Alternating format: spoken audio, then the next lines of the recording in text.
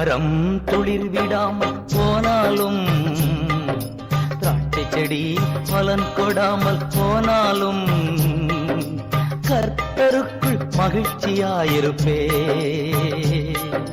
தேவனுக்குள் களி கூறுவே.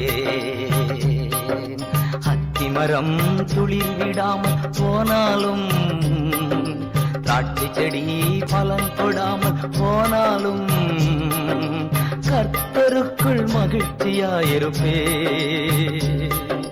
தேவனுக்குள் களி கூறுவே.